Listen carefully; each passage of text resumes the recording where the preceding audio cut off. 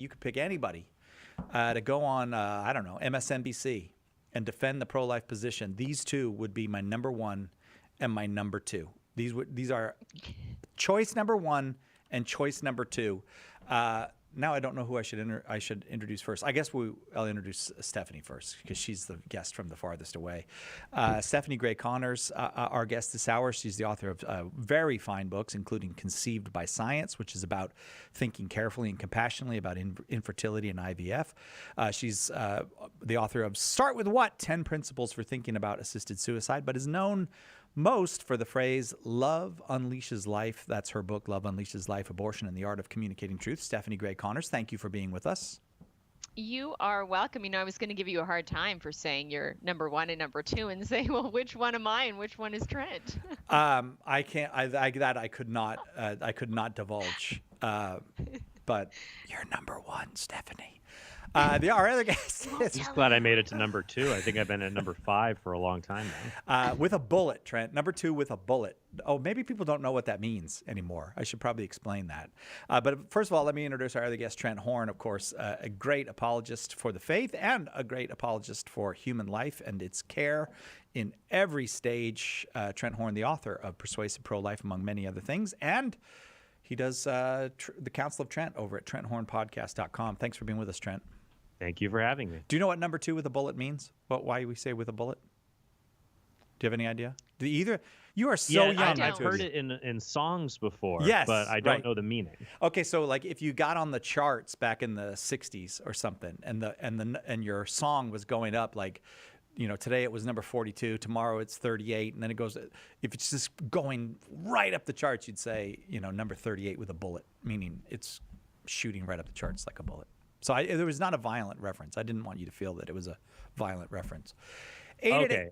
That makes sense to me. I think it might be referenced in a Fall Out Boy song, so I'm going to have to check to see because, that's... which one? Because I think I know the lyrics to all the Fall Out Boys songs. Is it Fall Out Boy or Fall Out Boys?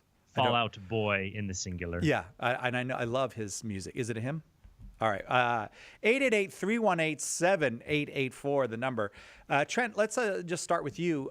You wrote the book. It's called Why We're Pro-Life. Why'd you do it, and what's it about? Right. So Why We're Pro-Life is really more of a booklet, and it's written in the spirit of my other book, Why We're Catholic. So I wrote Why We're Catholic to be a succinct defense of Catholicism that you could really give to anybody. And that is something that I wanted to be able to replicate for pro-life, have something that explains why we're pro-life, but written in a tone that you could really give to anyone. And so it's written in a non-religious tone until the very end, and it covers the scientific and philosophical evidence for the pro-life view. So I'm very happy with it, and I really hope that it'll be something we can give away to a lot of people. And that's the apostolate is devoted to giving it away free and also defending it in the public sphere. Say some reporter calls up and says, why'd you do this? And can we have somebody on our show to talk about it? And one of the people who will be helping us do that, probably the main person helping us do that, is Stephanie. Stephanie, you got it. You didn't get a paper copy. We haven't sent you a paper copy yet, but you've gotten the electronic copy. What did you think when you read it?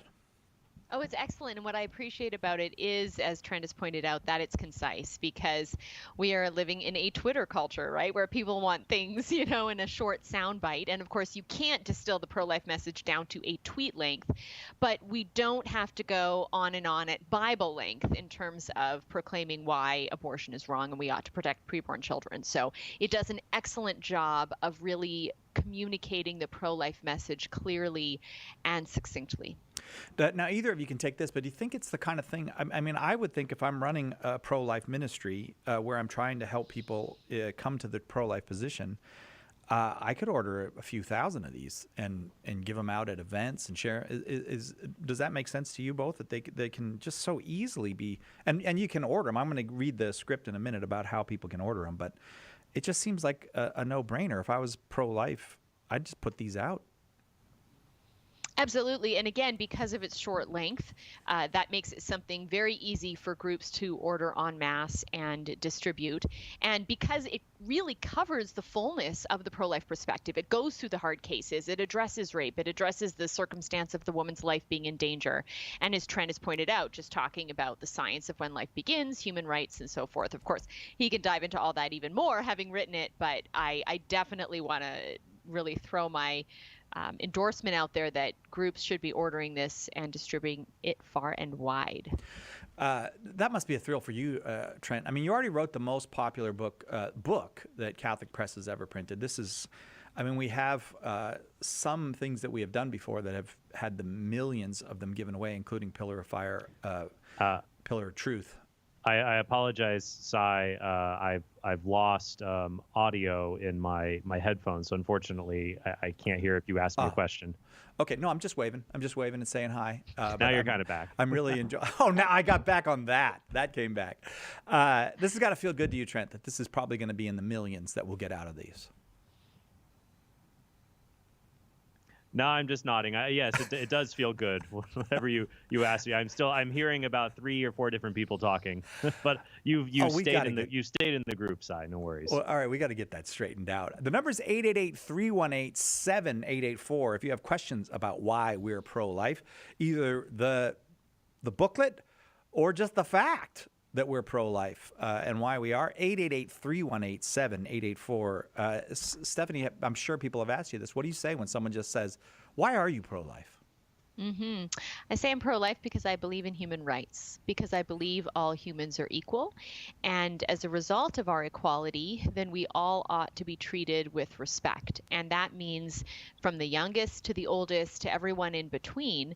And so the question then becomes, are preborn children humans like all of us who have human rights? And if the answer is yes, which science teaches us the answer is yes, then it follows that preborn children have the same right to life that you or I have. Again, 888-31-TRUTH is the number. I think I'm going to go right to a caller. I'm expecting lots of calls today. So let's start with Holly in Indiana, watching on YouTube. Holly, we're glad you're here to start us off. Go ahead with your question. And I think you might get an answer from Stephanie because I think we're still working on Trent. But whatever is the case, go ahead with the question, Holly. Hi, thanks for taking my call. So my question is, how do you respond to a pro-choicer who is able to answer the question, what are the unborn, correctly, but still persists in their pro-choice ideology? That's a good question. And when I find people will admit the preborn child is indeed a human being, but they still embrace abortion, is you can go a couple directions. One is to say, okay, would you say a toddler is a human being? Yes. Would you ever say there's a circumstance in which someone may end the life of a toddler? And if they say no, then we can say, well, even though you say preborn children you believe are human beings, if you allow them to be killed in some circumstances, but don't allow toddlers to be killed in those same circumstances, that's telling me you don't really believe what you're claiming, and then you can go down that path. The second angle or approach you could come from is to ask them where their passion comes from, when they first developed this view. Because if someone can claim that preborn children are human beings, are members of the human family, but then follow that up with, I still support abortion, that tells me more often than not, it's a emotional perspective they're coming from, not an intellectual one. And so asking where their passion comes from, when they first embrace this perspective might cause them to reveal things like, I had an abortion, my mom had an abortion, I drove a friend to an abortion clinic, I was silent when my friend asked me for my opinion on abortion, or whatever excuse they give. And then that emotional attachment to an individual who has embraced abortion is what could bring them to the perspective of embracing abortion, even if they claim they embrace the science of life beginning and fertilization. Okay, Holly? Yeah, that sounds good. Thank you. Holly, are you active in talking with pro-choice folks about this issue and trying to help them come to the pro-life position? I've done a little bit of pro-life work. I was kind of more before the pandemic. It's more just seeing posts from people online and things like that. And this is one that either myself or my husband has heard come up. And so I was we were talking about it, and neither one of us had a good answer. So we wanted to see what you guys thought. Well, Holly, thanks. If you'd like a copy, we'll be happy to send you. We haven't even sent Stephanie a paper copy yet, but we'll send you a paper copy. And if you feel like I'd give a few of them away, if you want to ask for 5 or 10, I'm sure that Edgar can get them to you. So just hang on. We'll send you Why We're Pro-Life if you like. There's lots more calls, but I have to take the first break. We'll take that break and be right back with 2 of the very best, Stephanie Gray Connors and Trent Horn, on Why We're Pro-Life on Catholic Answers Live. Catholic Answers Live. Do you have a question but prefer to ask it privately? Catholic Questions can help.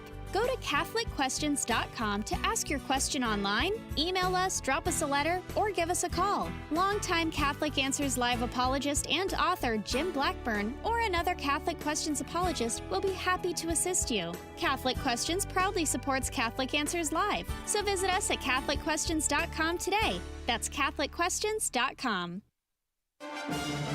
The most original and exclusive Catholic content is on EWTN Radio. I don't like looking back. I prefer to look forward and keep moving forward. There's plenty to cover. I do a lot of research and try to dig out the bits and pieces of a life or of an agenda that people don't want to talk about. The World Over with Raymond Arroyo. Thursday night, 8 Eastern on EWTN Radio and Television.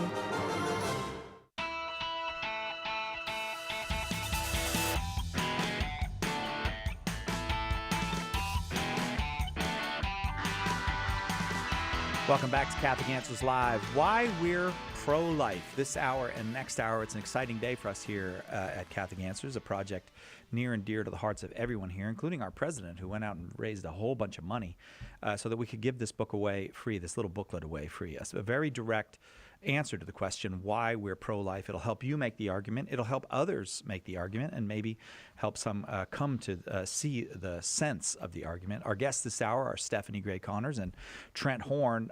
Before I go back to them, I want to let you know we want you to partner with us in this nationwide effort to save souls through the distribution of Why We're Pro-Life. Why We're Pro-Life addresses the legal and cultural landscape of the post-Roe world. Why We're Pro-Life avoids the common charge that abortion is just a church-state issue. Why We're Pro-Life strikes a reasonable tone of peaceful dialogue, much needed during this time, and we'd love to get it to you for free. Here's how you can do that. Sign up your parish or pro-life organization to receive free cases of Why We're Pro-Life at it's whyweareprolife.com. Whyweareprolife.com. If you've been waiting for the right outreach to come your way before making a gift, this is it. The fact is, this is much more than an outreach. It's a mission. Join Catholic Answers in getting this out. We'd be happy to donate it to you. And if you want to support the effort, of course, you can make a donation to help Catholic Answers do that. Everything collected will go towards this effort. It's not going into the general coffers. Whyweareprolife.com. Whyweareprolife.com. Stephanie and Trent, thank you both for remaining here with us. Trent, I gather we've got you nice and clear with us now. I hope so. You sound nice and clear to me. All right. Well, that's a rarity for me to be nice and clear, but I'll take it. I'm going to go with to Christina in Indiana next. She's listening on Catholic Radio Indy. Christina, we're glad you're here. Go ahead with your question for Stephanie and Trent.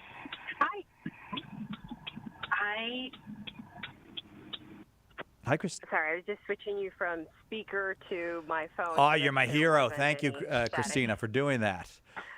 Appreciate it. So thank you so much for hosting this. And I had a question about how we educate our young ones about pro-life. So I have a troop of girls, and I was approached by the church to kind of help them understand or help them in the, with pro-life. They are about 9, and I also have, another younger daughter, and I just wondered how do you start having these discussions, because I feel like the world kind of throws the anti-pro-life, at them all the time. Yeah. So just suggestions on how one might approach that. Or Okay, Christina, we got that. Either of you can take that or both. Well, if it's is your question, Christina, how to talk to young girls, or it's children? You said they were 9, and what was the other age? 9 and 14. So my 14-year-old, I've already started to talk to her about that. She was approached by another girl asking her if she was pro-life or not. And it did not go well in terms of the other person got kind of angry at my daughter for her stance on it. So we had discussions on that. But maybe more so even the younger girls. I'm not sure when it would be. Yeah, well, Stephanie has a lot more experience in being a young girl than I have. So maybe I'll throw it over to her to give some thoughts. And maybe I'll chime in. Thank you for here clearing that up, Trent. Stephanie? Sure. Actually, I'm happy to wade in on this. What's coming to mind is that I remember once hearing a pro-life speaker talk about different ages that children go through developmentally and when they learn about things at those ages. And I recall her talking about the age of 9 as a particularly significant time because that's when children have a strong sense of justice and correspondingly injustice. And so what they learn at that age can leave a lasting impression. And if I think about it, my own growing up years involved really always knowing about the pro-life message as far back as I can remember because my parents were activists in the pro-life movement. So when they would go to rallies and conferences, I would go with them. When my mom volunteered at the Pregnancy Care Center, I went with her. And I started writing letters to public representatives back in Canada where I used to live and grew up when I was 11 and 12 years old. And my formation in pro-life happened before I started doing that letter writing. So I think it's very worthwhile and important to talk to both of your daughters and start to take them to activities with you that you're going on and then discuss with them afterwards. Another thought that comes to mind again about that pivotal age of 9 is one of my dear friends is Lila Rose, who's a very significant activist in the pro-life movement, and a significant turning point for her was when she was 9 years old and she came across a book on her parents' bookshelf, which was by the Wilkies, Mr. and Mrs. Wilkie, on abortion, and that left a lasting impact on her and very much influenced the pro-life activism she also began in her young years. So I would say take your daughters to activities and discuss why you're doing it and what happened at it and what their thoughts are from it. Christina, I'm going to let that stay there because there are lots and lots of folks who would like to talk with Stephanie and Trent, but thank you very much. I hope that was helpful to you. If you would like a copy of the book, or copies to give out, just stay on the line. Edgar will get your address and we'll send those out to you. Thanks. Just let him know how many you want. Thanks, Christina. George in Iowa is next, watching on YouTube. George, thank you for your call. Go ahead with your question for Stephanie and Trent. Yes. So I'm wondering, seeing as now it has been done and Roe has been overturned, what are you going to do about these horrors that have been unleashed upon America? Like it's literal horror.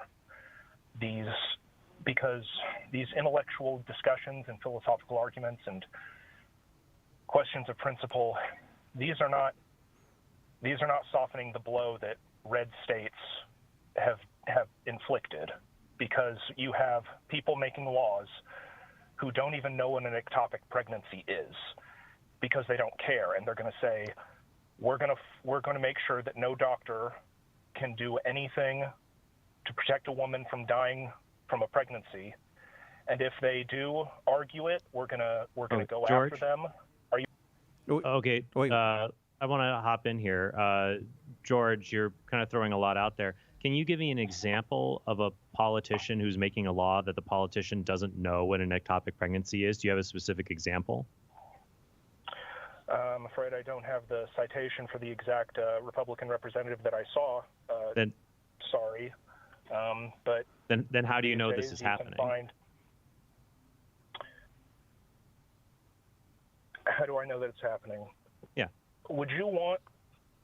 Okay. Women are being... Are you aware of the chilling effect, Trent? Do you know what I mean? When Republicans, they are going after doctors who protect women and save their life from pregnancies that are going badly. Women are getting septic. In Texas, a woman lost her womb because of an infection. All right. Well, George, let me ask you a question then. So it sounds like you have a concern about abortion being made illegal because in some cases, maybe an innocent person will be caught up in prosecutions, like a doctor who's doing something licit, like facilitating a miscarriage or treating an ectopic pregnancy. So I have a response and then a question for you. My response is that the claims that pro-life laws do not allow doctors to treat ectopic pregnancies. The reason I asked for a specific example from you is this is a talking point spouted in the media, but like many talking points in the media, it's just simply inaccurate. There's an article at National Review by Alexandra DeSanctis published last July called How Every State Pro-Life Law Handles Ectopic Pregnancy. And they do allow for medical interventions to treat ectopic pregnancy. Even Planned Parenthood admits treating an ectopic pregnancy is not abortion. The two are not the same thing. Then I have a question for you. So my question, going back, so you'll see how it relates to abortion, George, is this. Do you agree that it is good to have laws against child abuse even though sometimes innocent parents are unjustly accused of abuse? Do you agree it's good to have laws against child abuse, even if the laws are applied incorrectly in some cases? Would you agree it's good to have laws against child abuse? Yes. Even if there are these minority cases where the law is applied unjustly? Yes. Okay. Then wouldn't it follow we should have similar laws against unborn child abuse? That's not the same thing, Trent. Why is it not the same? Because you're forcing, if you're causing a chilling effect, because this isn't pro-life. None of this, that's my point. You're not pro-life.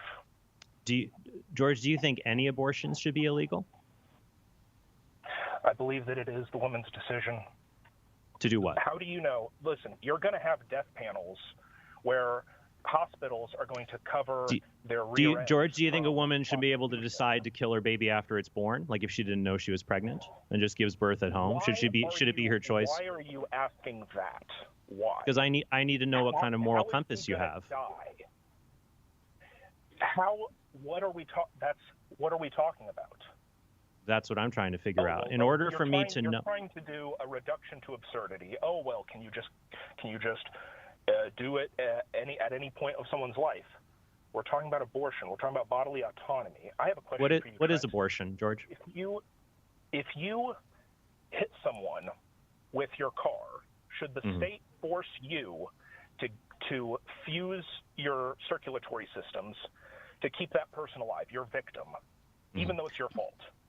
No, because my circulatory system isn't made for anyone else, and in doing that, I would just be choosing not to save that person. The analogy you're looking for would be more like if I donated a kidney to somebody, should I be allowed to violently rip it out of them and kill them in the process? That is closer to what abortion is, rather than the fanciful example you're giving with the car accident. Even more so, it's not like that. That, as Stephanie has written in a wonderful article for Ethics and Medics called "A Kidney versus a Uterus." I think that's the title. I'm probably botching it. But no, what she shows, what she writes in that article, is that we expect parents to care for their children, but parents don't have to do super derogatory things. Like if my child is starving, I don't have to cut off my arm and grill it on a barbecue to save his life.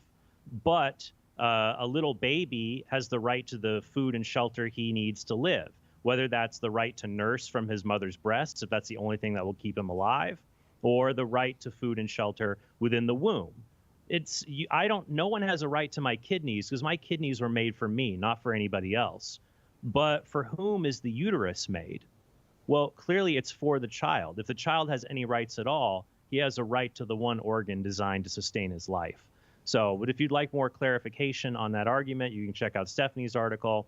I also cite it in my book, Persuasive Pro-Life, and I expand on it actually in the second edition that's going to come out in a few months. But It was great talking to you, but as Cy said, we have a lot of other callers on the line. Looking forward to getting to them as well. But thanks for calling in. George, I would like to make the same offer I made to the others. If you'd like it, if you'd be interested in why we're pro-life, we'd be happy to send you a copy of the booklet, Why We're Pro-Life, that we are now promoting. If you want it, just stay on the line and we'll send it to you. You're always welcome to call back. A fascinating conversation, and we do appreciate the call. There are lots of folks on the line. We'll continue with Why We're Pro-Life. Your call's welcome right after this on Catholic Answers Live.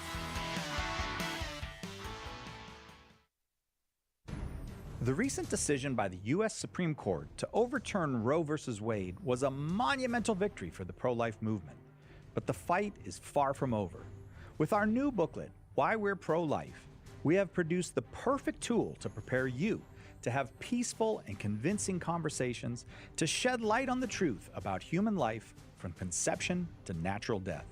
Catholic Answers is printing millions of copies of this booklet, and we plan simply to give them away. You can help us in two ways. First, by generously supporting this project. 25 cents prints one book, $2,500 prints 10,000, and so on. Second, by helping us distribute the booklet through your parish, your school, or the pro-life ministry you work with. Catholic Answers is going to blanket the country with Why We're Pro-Life, but only if you step up and help us. Thank you so much. For more information, visit whyweareprolife.com. Want to know more about the origins of the Catholic Church? Joe Heschmeyer explores the beginnings of Christianity in The Early Church Was the Catholic Church. Joe digs deep into the words and actions of those who lived right after the apostles to refute anti-Catholic claims of how the faith was lived back then. Order your copy of The Early Church Was the Catholic Church today at shop.catholic.com or get it at a good Catholic bookstore near you. What if the voice of your deepest doubts about Catholicism rose up in the form of a human being and challenged you to defend your most foundational beliefs? That's the task apologist Trent Horn took upon himself in his new book, Devil's Advocate, a dialogue with his own best objections against the faith that he professes and defends. You can stand up against your doubts, and Trent will show you how. Pick up your copy of Devil's Advocate today at shop.catholic.com or at a good Catholic bookstore near you.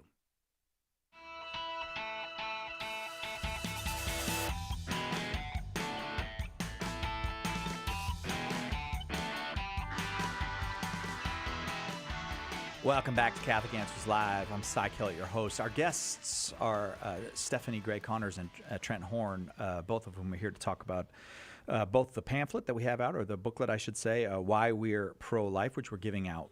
We're going to give out at least 1 million copies of it free, and if we can do more than 1 million, we'll do more than 1 million.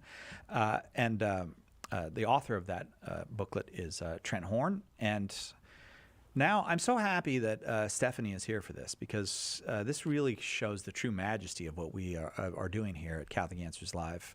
We have a question for you from TikTok, and I hope you're ready for this. And this is a little bit of a segment that we like to call TikTok Squawk.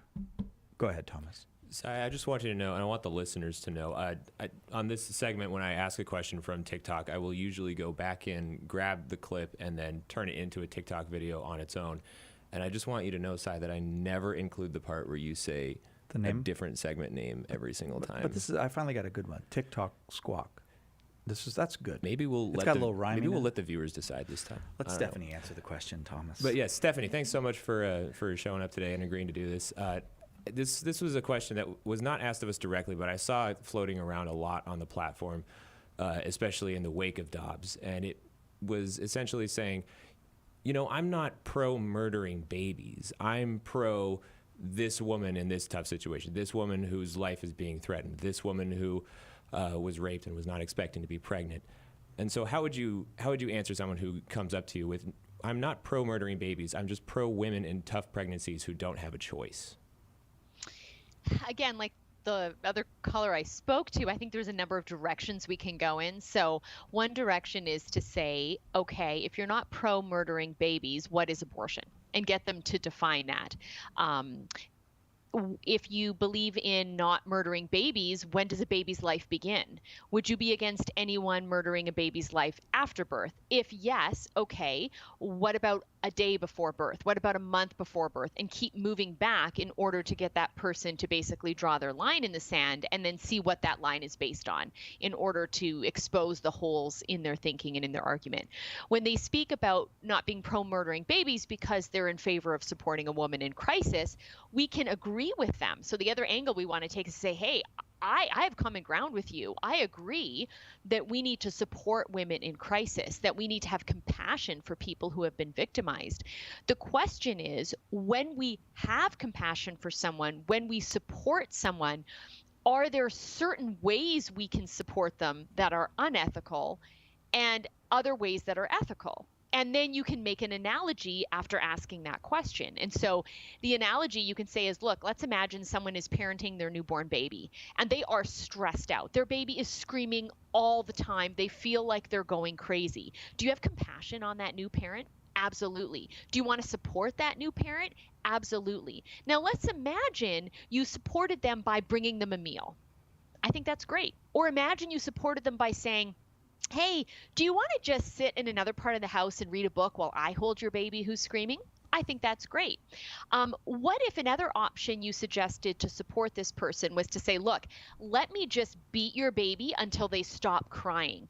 Suddenly, the person you're speaking with is going to say, that might make the baby stop crying, but that's not ethical. You're doing harm to try to help the mom get a break from her stress of being completely overwhelmed by this new child. And so that analogy can be a way to make it clear that we can have compassion, but not every approach we take to help someone is going to be ethical. The third option I just gave is clearly unethical. The first two are ethical. So when a woman is in a crisis pregnancy and she doesn't have support, maybe she's conceived as a result of sexual assault, we support her through the pregnancy. We connect her to pregnancy care centers, pregnancy homes even, where she can live. We help her plan for life after birth, whether that means she needs support parenting her child or she may opt for adoption. But if one of the options we give her is to commit homicide on an innocent child, that clearly isn't ethical, just as it wouldn't be if we offered homicide for that born child I gave in my example. Great. Thank you, Stephanie. That hit all the major points, I thought. And you're going to put that on TikTok? Minus your part, yeah. Okay. All right. Thank you, Thomas. Let's go back to the phones. Our guests are Stephanie Gray Connors and Trent Horn. All the phones just went blank on me. I don't know what happened. Every single call just dropped. That's all right. I'll read some of the questions because we do have that part didn't drop. The entire phone system just went out. I was going to give you the number, but I'll wait to make sure they tell me the phone system is back to working. This question came from Don in Omaha. You know what? I'm going to let Don. Actually, Don's question is something that Don has to ask himself, so we'll let Don ask that. Ashley in Miami, watching on YouTube, asked, and I'm sorry, Ashley, we weren't able to get you on the show with Stephanie and Trent, but Ashley called and asked, how do we approach a situation if the priest at our parish doesn't have the same intensity to tackle this issue that the two of you have? I'll give a cutesy answer. To help him to better engage the pro-life issue, you might have to take baby steps with him. So there, I have to. I couldn't help myself. But I would say, honestly, I think a lot of priests, if you're like, oh, why doesn't he have the intensity to tackle this?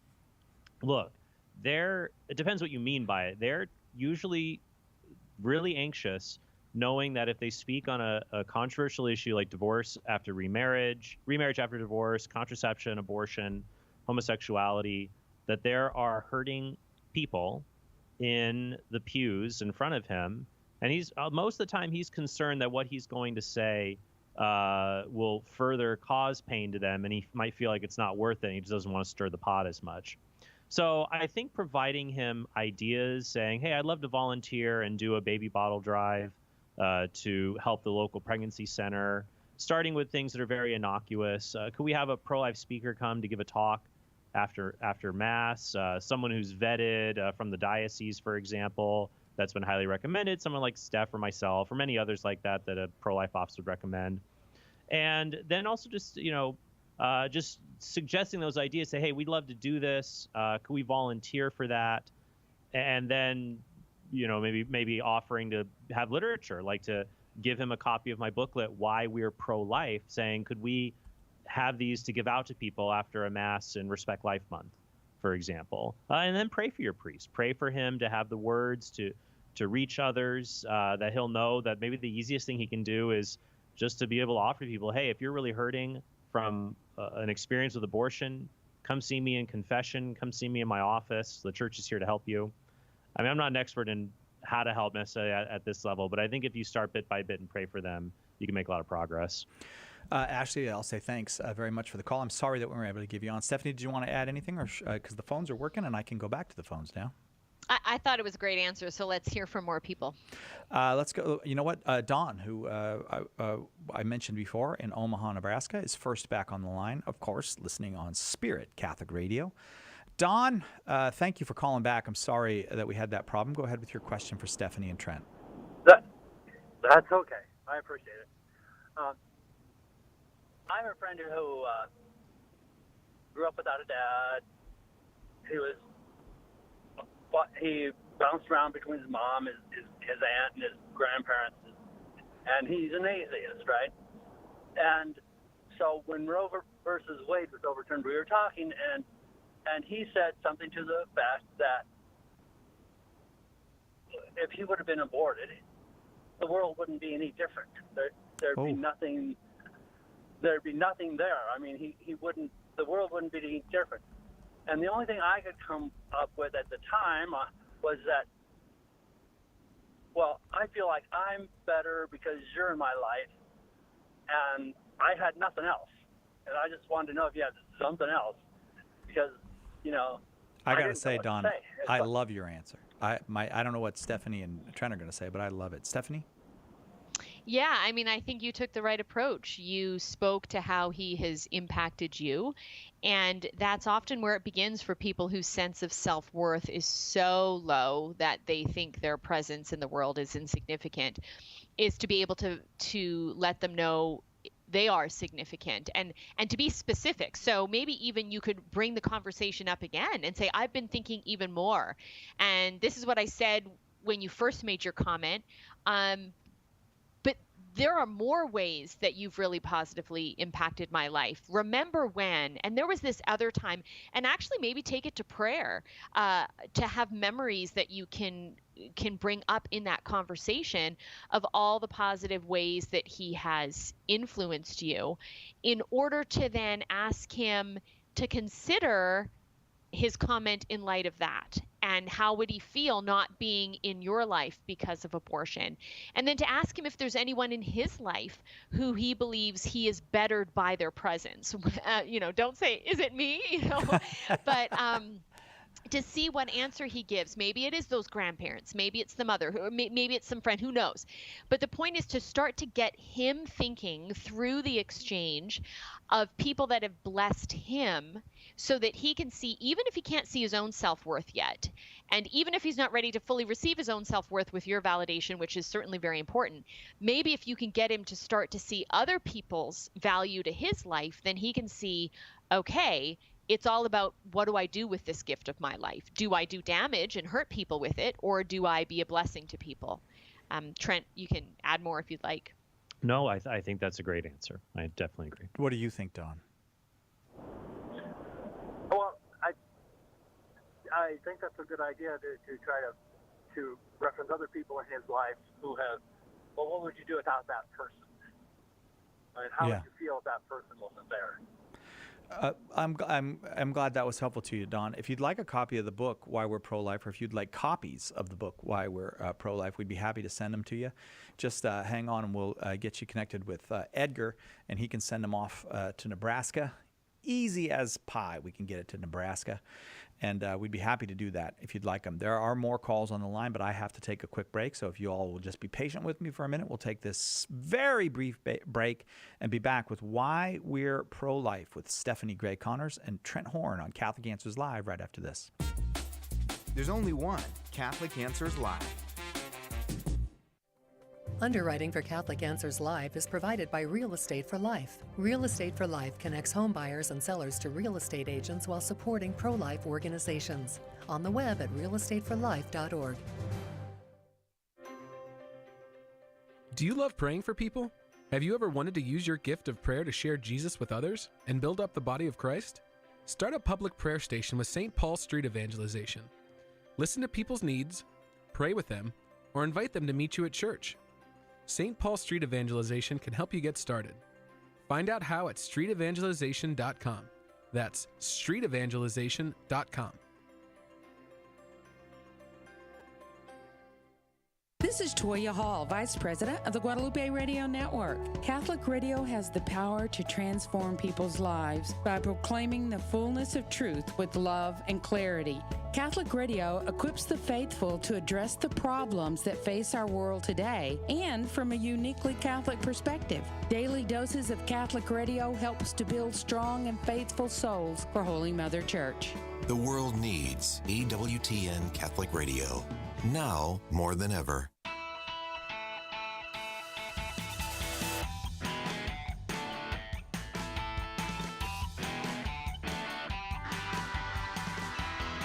Welcome back to Catholic Answers Live. We're so excited here at this apostolate, at this ministry, which is another word for apostolate, Catholic Answers, to be able to give out this book because we have generous donors who have made it possible, and we have a president who decided we're just going to do this because, I don't know if you've heard, but Roe versus Wade was overturned, and now the struggle is on for hearts and minds. The main court battle of our lifetime has been won, and now we need to win hearts and minds so that we can win all the other political and personal battles that are needed to be won in order to bring true love and respect for human life in all of its stages. The booklet is called Why We're Pro-Life. It was written by Trent Horn. Stephanie Gray Connors has been generous enough to help us to promote it, and she'll be doing interviews and things for us in defense of life, and you really can't get better than these two. So if you'd like copies, you can go to whyweareprolife.com. If you have a pro-life ministry that could use these, if you got a parish that could use them, if you got a school that could use them, God bless you for the work that you do, and we've arranged for them to get to you for free. We'd love to get them to you. The number is 888-318-7884. I'm going to go straight to Birmingham, Alabama. Mary in Birmingham, Alabama, listening on the EWTN app. We're glad you're here, Mary. Go ahead with your question for Stephanie and Trent. Hey guys, I'm a huge fan. I've probably heard every word you've ever uttered, and I want to distribute this book because I do distribute materials at my parish, but I thought there was a typo, and I wanted to ask, it's on page 16, and it says that the babies don't feel pain until around 20 weeks old. I thought it was way earlier, like 12 weeks, because you can see them trying to move away from the instruments on that silent screen video. Mm-hmm. And I don't want anybody to think that, they could have that window. And this is an important part of humanizing the baby. Although the most important thing, I'm sure, is just letting people know what the science tells us. But Trent, what do you want to say about that? Right. So the reason that I cited that in there is that the debate over whether unborn children feel pain, that is actually a difficult question to answer.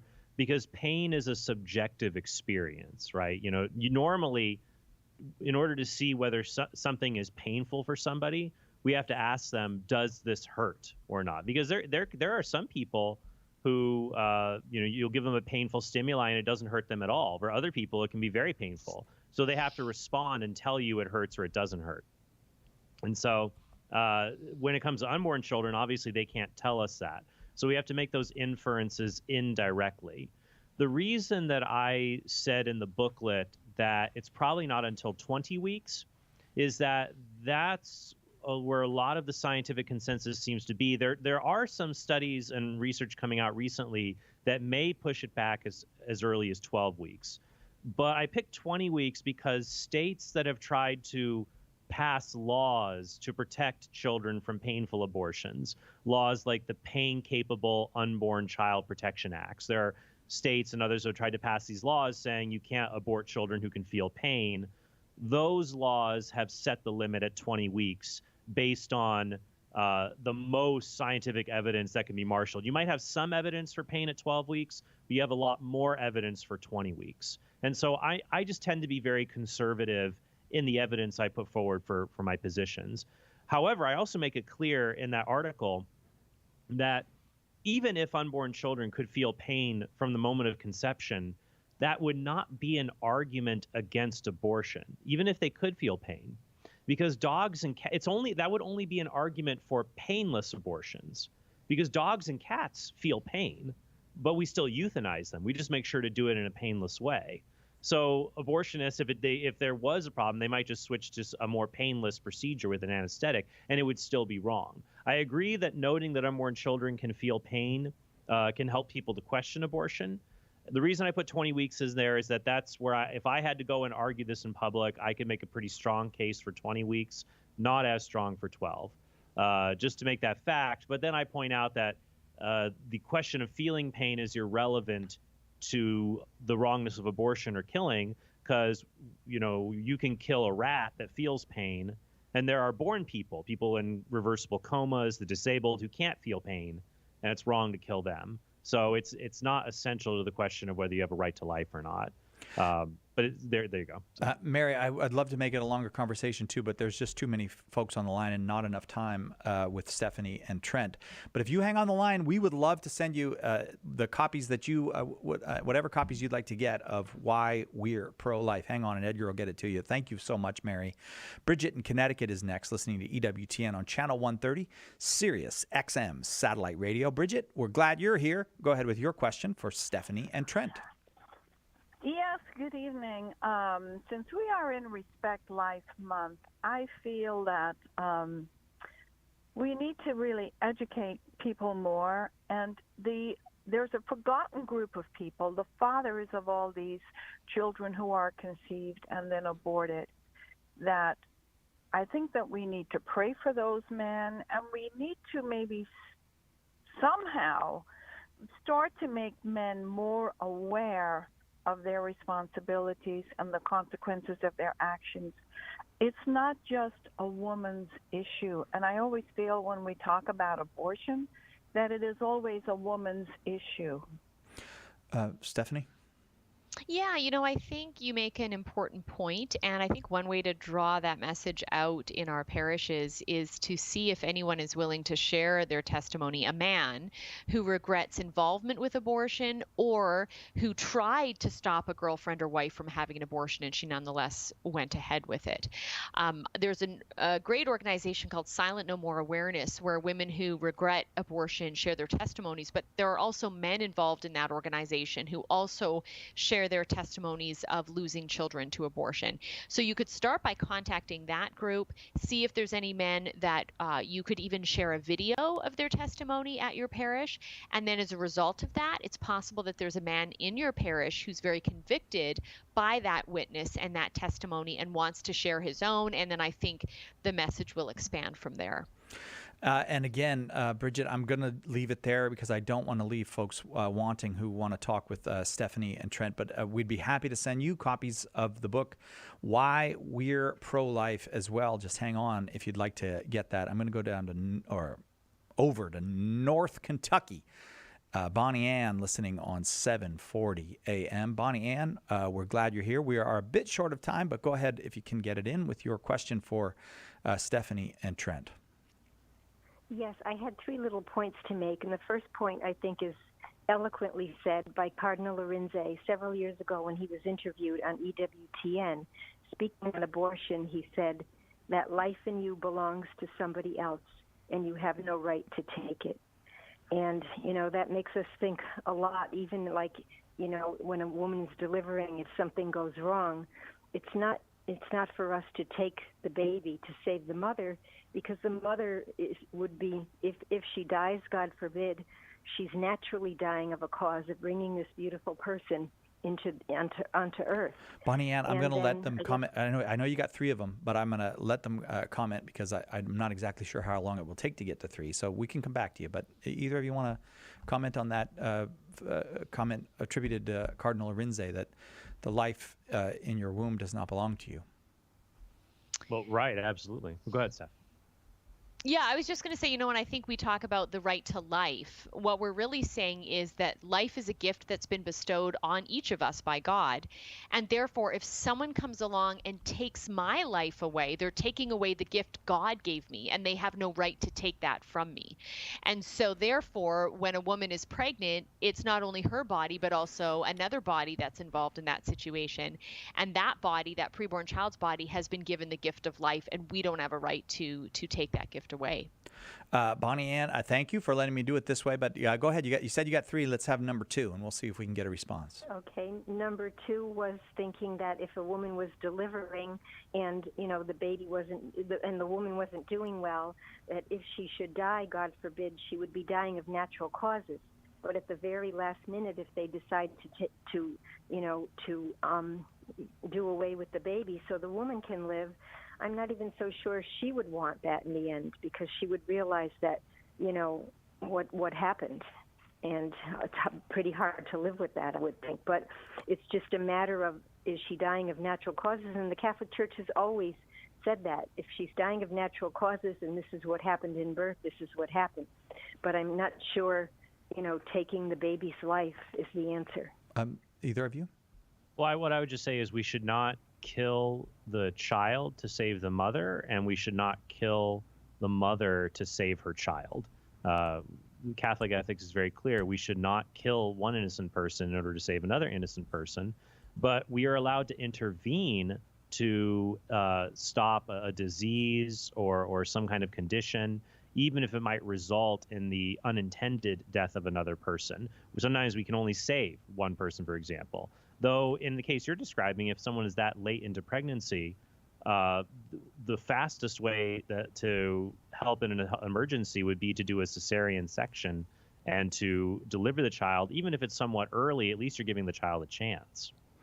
And I'm going to leave it there because I need a minute here to wrap up with Stephanie and Trent. Although Trent will be with us second hour, we'll also be joined by John Sorensen, the big boss. He's coming in. We're going to talk about why we are pro-life, the new booklet, with John for a few minutes. But Stephanie, I would like to get your maybe impression of how we're doing as a pro-life movement since Roe v. Wade got overturned. What do we need to work on? What do we need to get better at? What are we doing okay at, and we should feel okay about? Well, I would say what I think we're doing okay at is everyone's realizing the overturning of Roe is not the end of the story. I mean, the message time again I'm hearing from pro-lifers, leaders, organizations, and so forth is this is just the beginning. Like now the work really begins, and we have so much ahead of us. So that's the right thing.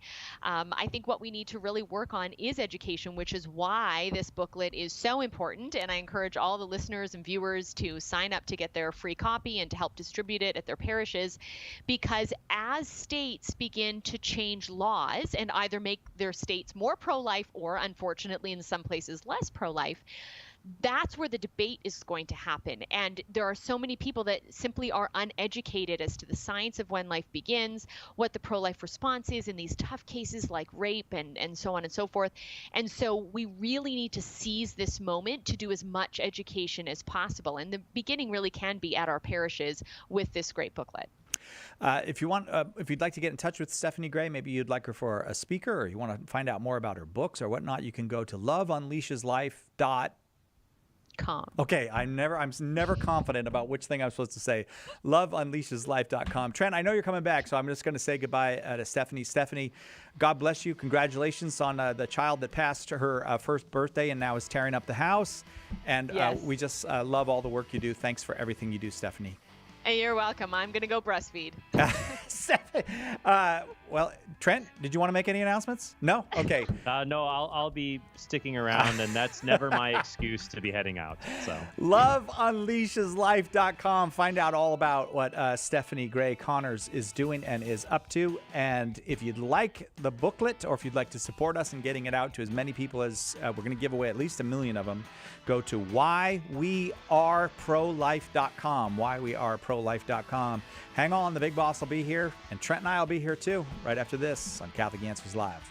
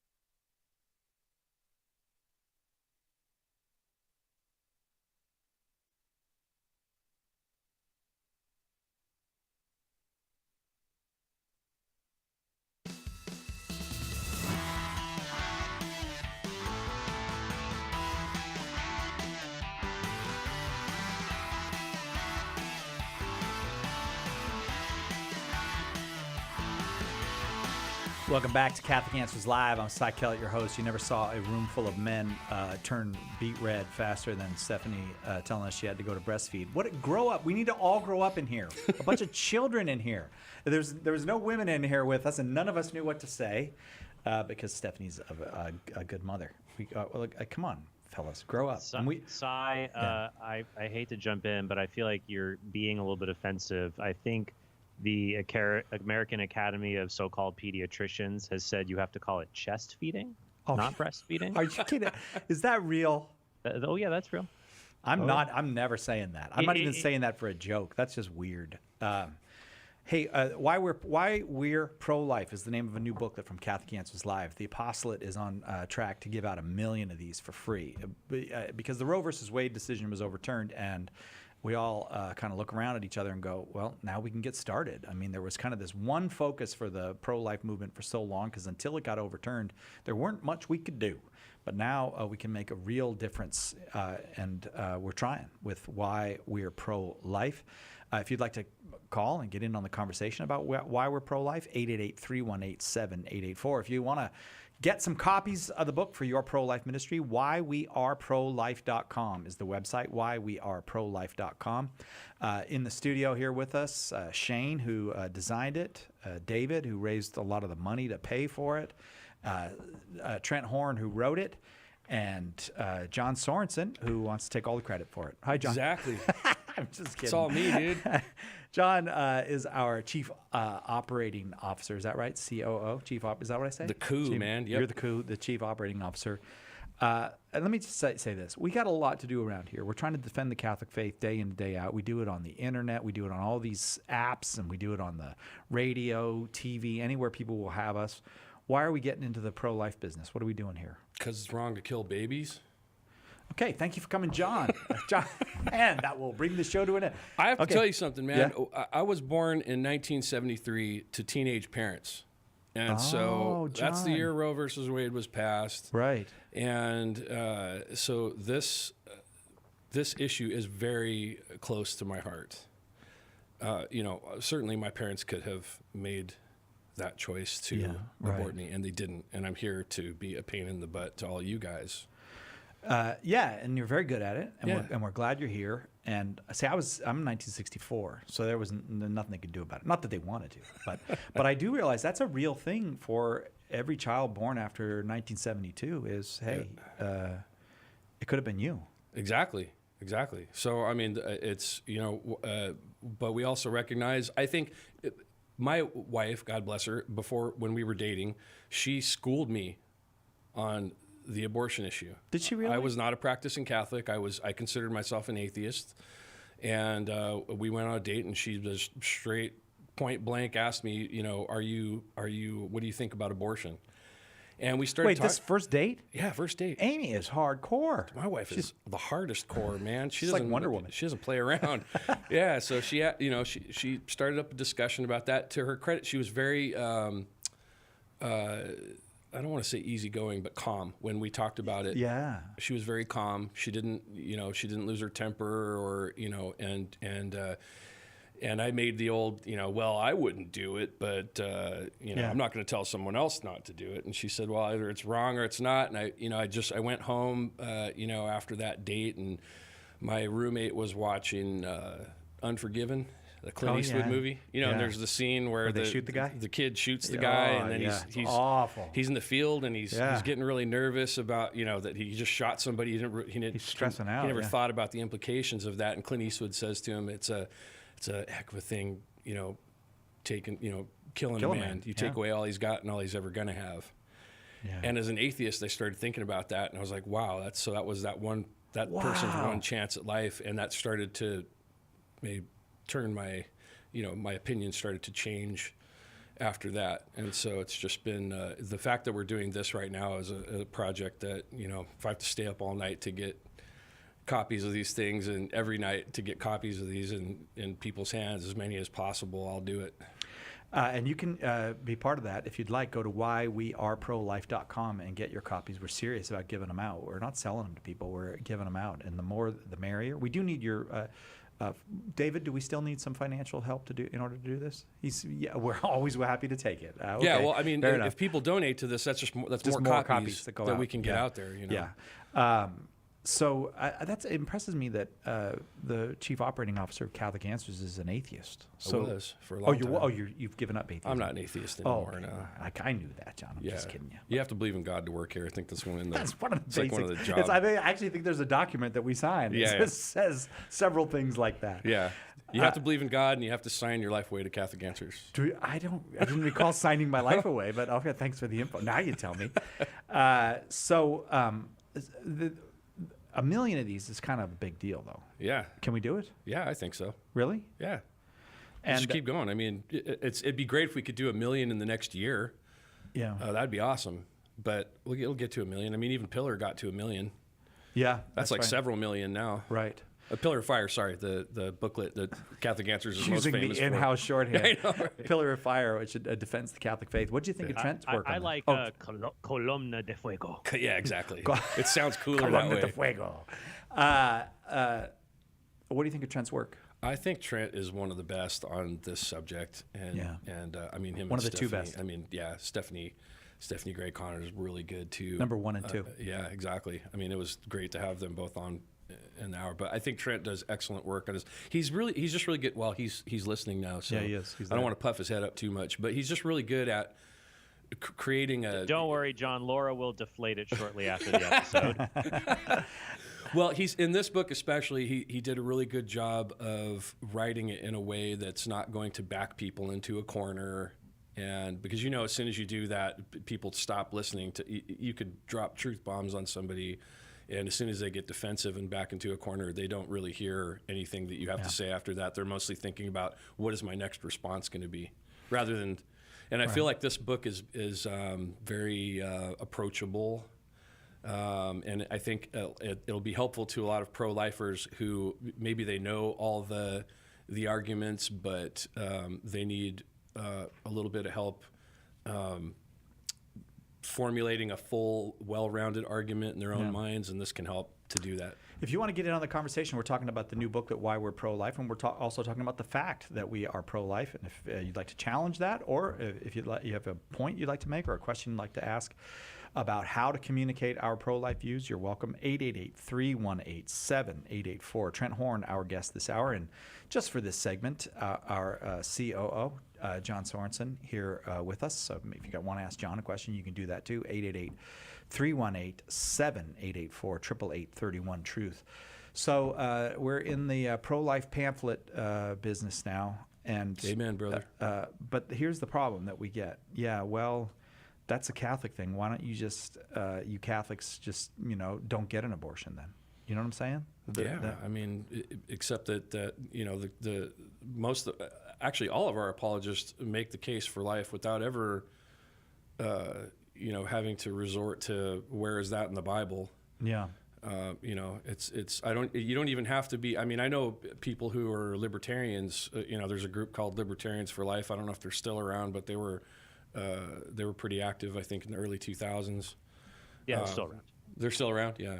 So, I mean, you don't have to be. There are atheists. I know atheists who are pro-life. So you don't necessarily have to be a religious person to know that ending the life of the unborn is. I think that's so important because like Trent always says, the only people that want to talk about religion in this debate are the pro-choice people. Exactly. Pro-life people are like, let's talk about the science. Right. Let's talk about actually when people discovered, the fallopian tubes and the doctors that discovered sperm and egg and how all that works together. And they don't want to talk about any of that. Yeah, exactly. Did you see that Lila Rose on Dr. Phil?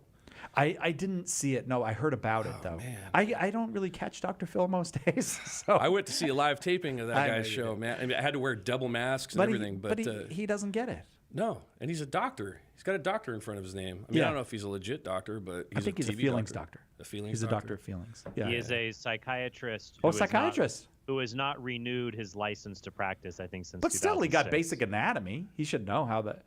But the thing, you know what? One thing I have noticed. How's that working out for you? The number is 888-318-7884. I was just corrected by Peggy. who said, "Hold up the book so that people can see it." Wasn't that what Peggy came in to say? Yeah, I just got that from her facial expression, but I should hold up the book. Why we're pro-life. We do have to take our first break. Your calls are welcome. We're talking about why we're pro-life with Trent Horn, and this segment with John Sorensen. 888-318-7884. John, thank you for all the great work that you do. I'm so happy that you're here as a leader, and the stuff we say about you behind your back, don't even worry about that.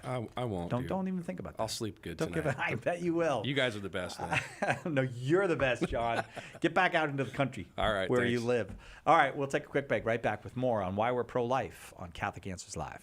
Your questions, Catholic Answers Live.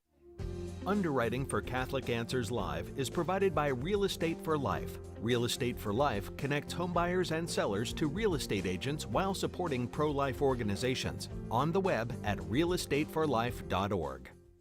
The most original and exclusive Catholic content is on EWTN Radio. One time somebody said to me, "Why don't you air these people?" And I said, "No, because I don't think they're Catholic." He says, "By what right do you have to say that?" I said, "I own the network." Mother Angelica Live Classics. Tonight, 8 Eastern on EWTN Television and Radio.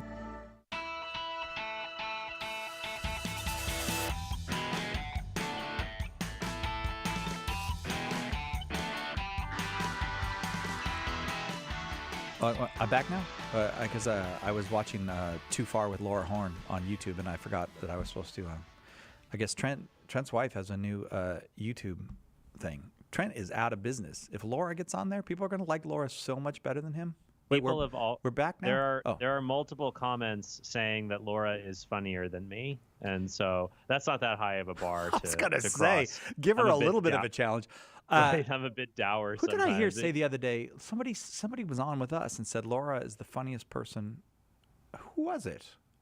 I can't remember. Was it Matt Fradd? I can't remember who said Laura. I think it might have been Matt Fradd, actually. I might have Matt has said that before on his own podcast. So, and he certainly has colorful views about who is and isn't funny. But he definitely thinks Laura is, and Well, so I'm not Laura might be like, "Don't tell people that. You're going to get the expectations too high." But yeah, her channel is Too Far with Laura Horn. No, and she's just making we're not some funny promoting Catholic- Too Far with Laura Horn on this program. Too Far with Laura Horn can promote itself. We are not going to get on the air and keep repeating Too Far with Laura Horn on YouTube so that Too Far with Laura Horn gets promoted. We'll stop it right now. 888-318-7884, our number here. whyweareprolife.com is the website to go to if you'd like to get the new booklet from Catholic Answers Live, written by our guest Trent Horn, Why We're Pro-Life. He's already got like millions of copies of his books in print, and now he's just going to add another million to them. 888-318-7884. I'm pretty sure the phones are working, and we're not going to hang up on everybody this time like we did last hour. 888-318-7884. So, John was talking about Amy and her influence on him. What about you and Laura? Laura's a pro-life person, and what's her influence been on you as far as the pro-life movement goes? Oh, well, one of the things when I met, Laura and I first met at a pro-life outreach event at a university campus. And that's when I was first very interested in getting to know her, because she wasn't just pro-life in word. She was pro-life in action. And she was young is all I will say there. When we first, well, that wasn't that bad, actually. I met her there. I just graduated college. I think she was almost out of high school, but went with her sister to fly to the college I was at, Arizona State University, to do a pro-life outreach with the Justice for All group. So she was there. She's tough. Oh, yeah, Good for she her. had this professor on the ropes. He was funny. He said to her, "You can't just ask people a bunch of questions and expect them to give you an answer." And she said, "Why?" She's just... but she did great. And then we reconnected about 2 years later doing pro-life work together. In the Midwest for that same group. It was in Kansas, actually. And yeah, I mean, people who will go onto a university campus with pictures of aborted children and talk to people about it, they're a little weird. Yeah. I'm weird. I'm kind of a weird guy. So it's like you're naturally attracted to, oh, you have the same weirdness that I do. That's cool. Yes, I remember once, I'll share this with our listeners. I once in college, I went out on a date with a young lady who was not Laura, and I quickly realized that fact. This is before, obviously, Laura and I were together. And I asked her, she said, "Oh, are you pro-life?" Like, "Yeah, I do pro-life work." And she said, "Oh, that's great. The only people I can't stand are those people with the big abortion pictures that go out. Like, those people are nuts." And I'm like looking at my watch, like, it's been 2 minutes. How much longer does this dinner have to Date's go over. on?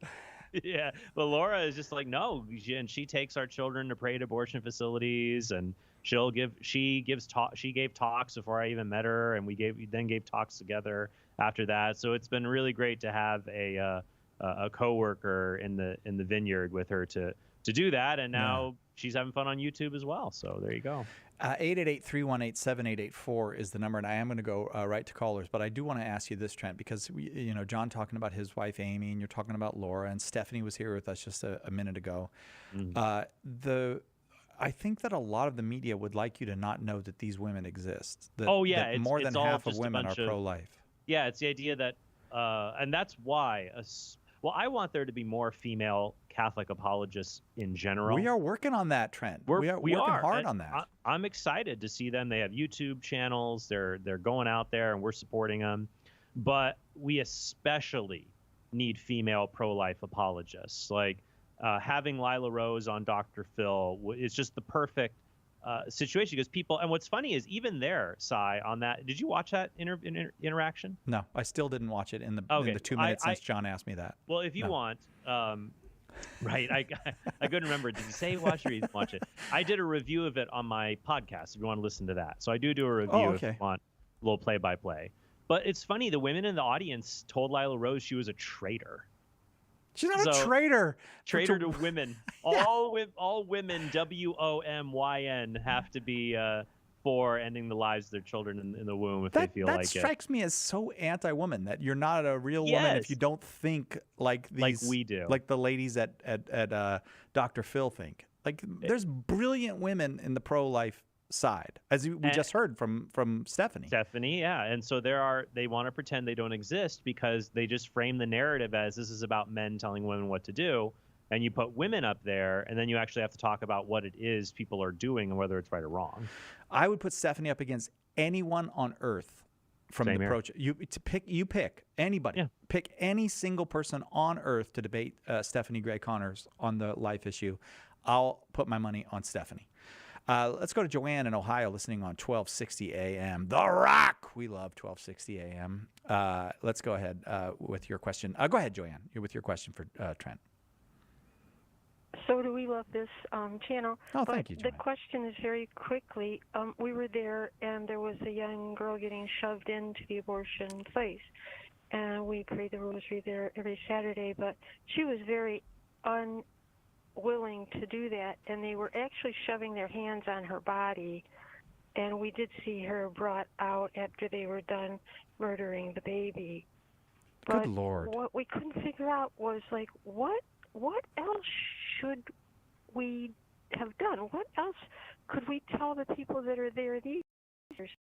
You have Because film that's of the only that? place we couldn't get it shut. Did anybody maybe take their iPhone out and take some film of that? Because that's actually a violation of federal law. I mean, I know that will shock the people who did that, but you can't shove somebody into an abortion That's what I got from the criminologist training in the Yeah. college, but I couldn't get. Well, you can't get. You have no video, Very though. seriously upset. No, Yeah, that's the thing. You're in a box when you're out there and certainly law enforcement is very unlikely to show up and take your side, Joanne. Oh, they Sometimes were, no, it- yes, you absolutely true what you said. Oh my gosh, but maybe things are different these days. I hope. It depends. It depends where you are. Sometimes law enforcement are sympathetic.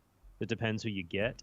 So just on a practical level, if you see, that's why if you're at an abortion facility, you should go with another person. Don't go alone, and make sure someone has the job. Okay, you have your phone ready. You see anything that starts to seem suspicious, start filming. Whether it's if someone's yelling, if there's an altercation, start recording immediately, and then call the police and don't worry if they can't actually do anything. You can't get in trouble for calling. You can just say, hey, I saw somebody like pushing a young woman into this building, like she doesn't want to be there.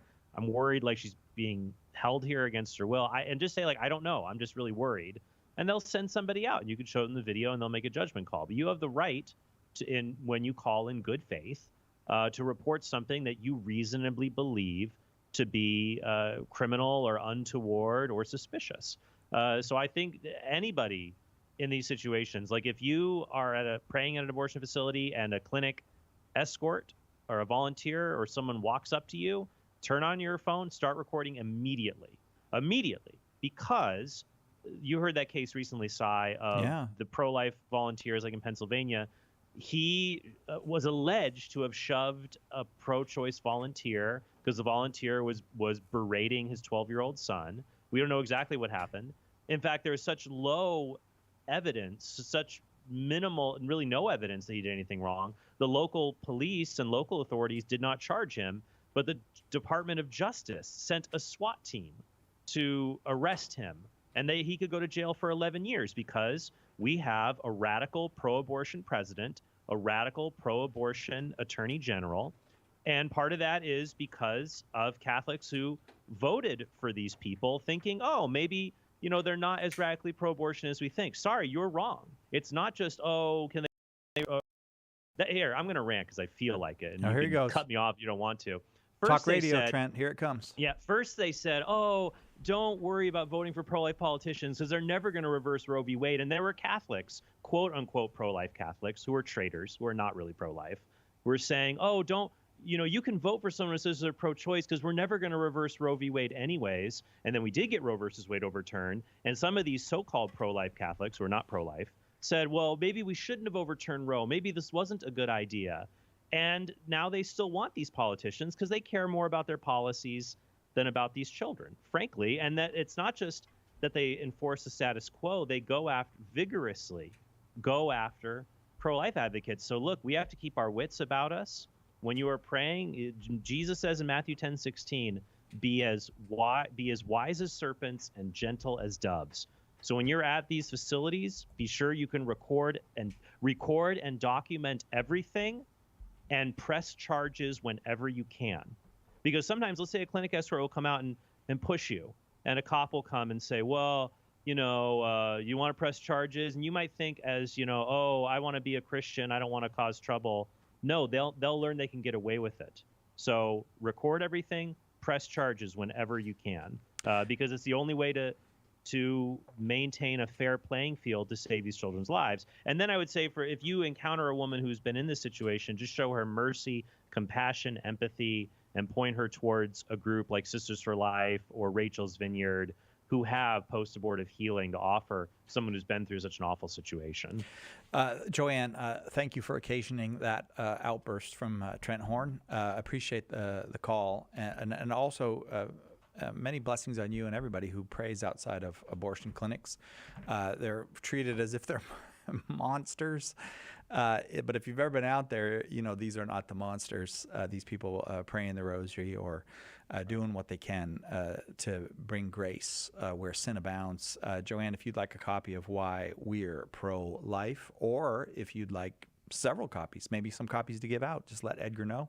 We're trying to give away 1 million of them. So we're trying to give away more than 1 million of them. We can give away 100 million of them. We can get funded to do that. But Joanne, thank you very much for that call. The number here is 888-318-7884, 888-318-7884. Why We're Pro-Life this hour. Stephen in Nebraska listening on Spirit Catholic Radio is next. Stephen, you are very welcome here. Go ahead with your comment or question for Trent Horn. Thank you. First of all, Catholic. My wife left me for another man and came back about a year later pregnant. I agreed to raise the baby, and when the baby was born, I told the nurses, don't hand the baby to me, I'm not ready. And then when I did hold the baby and look into his face, into his eyes, it was obvious to me that the pain that I was in and the difficulties I was having was not this baby's fault. And I became pro-life at that moment. God bless you, Stephen. Thank you so much for sharing that. Yeah, and I'll tell you what, I sometimes feel like stories like Stephen's are so suppressed. The people who have joyfully accepted a child that they weren't expecting, maybe that they had no part in creating into this world, it's in the millions. And it has transformed so many lives and saved so many lives. People like Stephen stepping up. But tell me where you can hear those stories. They're not going to profile that Stephen as a hero on CNN. It's the doctor doing the abortions that's the hero on CNN. Yeah. Trent Horn is our guest. We got lots of folks on the line. Stephen, we'd love to send you a copy or copies of our new pro-life book, Why We're Pro-Life. But I'd also love to send you a copy of my book, A Teacher of Strange Things, Who Jesus Was, What He Taught, and Why People Still Follow Him. Just to say I love you, brother. We'll be right back with more Why We're Pro-Life with Trent Horn on Catholic Answers Live. The recent decision by the U.S. Supreme Court to overturn Roe v. Wade was a monumental victory for the pro-life movement. But the fight is far from over. With our new booklet, Why We're Pro-Life, we have produced the perfect tool to prepare you to have peaceful and convincing conversations to shed light on the truth about human life from conception to natural death.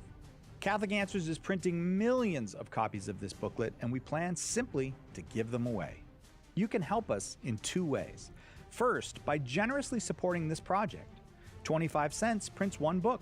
$2,500 prints 10,000, and so on. Second, by helping us distribute the booklet through your parish, your school, or the pro-life ministry you work with. Catholic Answers is going to blanket the country with Why We're Pro-Life, but only if you step up and help us. Thank you so much.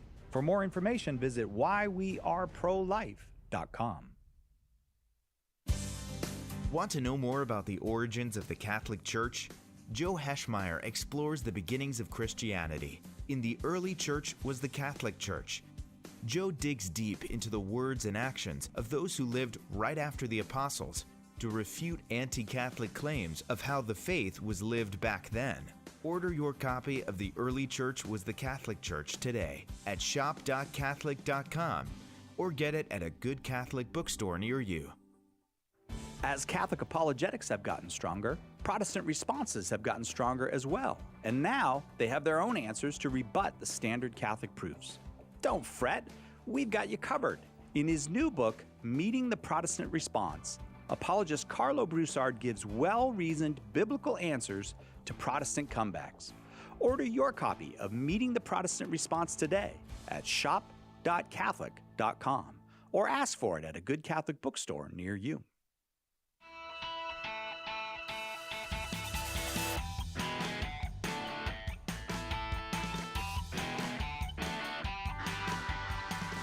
Welcome back to Catholic Answers Live. I'm Cy Kellett, your host. Trent Horn is our guest this hour, and with the overturning of Roe versus Wade this past summer, it has become more and more urgent that we do the work of educating ourselves so that we are prepared to have conversations that are sure to come, but also educating others to help them make those arguments or to accept the truth of the argument that life is worth preserving, first of all, that life is valuable, infinitely valuable, each human life, and accepting the simple science that each human life begins at conception. We need to make those arguments, and we decided as an apostolate to get more involved in making those and helping make those arguments by producing this book, Why We Are Pro-Life, and giving it away free. We're going to try to give away 1 million of them. You can find out all about that project. You can support that project, or you can get some of the product of that project by going to whyweareprolife.com, whyweareprolife.com. We're going off to Switzerland now. John in Switzerland with a call for our guest, Trent Horn. John, welcome. Go ahead with your question for Trent. Thank you very much. Hello. First of all, I wanted to thank you, all of the Catholic Answers team, because you have no idea how helpful you are. I think really I bought the whole package of the School of Apologetics. I've been preaching last month, and I really wanted to thank you because you have no idea how impactful you are, and I really think you don't realize how helpful you are. John, so my question is, I just wanted to say thank you. You're very kind. I didn't mean to interrupt you. I apologize, John. Go ahead with your question. Yeah, no problem. You know, I can see how it transformed my life. long story short, I came back to Catholic Church a few years ago, and I never grew as much as I did lately with all of you content guys. I don't know how I didn't find you earlier, so you have no idea how it helps. I have a problem. I always have been against abortion, intuitively. And I always been good at debating people on any topic, really. And the problem, the only situation where I struggle about abortion debates is when I speak with a woman that had an abortion and really chose to have one and is convinced that it was okay.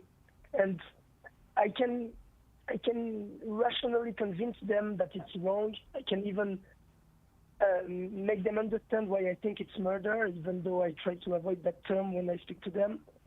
And I always feel that there is like an impossibility for them to admit that they committed murder, right? Because it would be so hard for them to go through this guilt and ask for forgiveness to God and things like that. And so they always hide behind some kind of excuses, and I always feel like I lack the last step to convince them that they have to repent and they can understand that. But it's very hard because I feel like I'm unable to speak to them like I should, right? Because it will be indirectly accusing them of being murderers. So how do you do when you speak with a woman that had an abortion?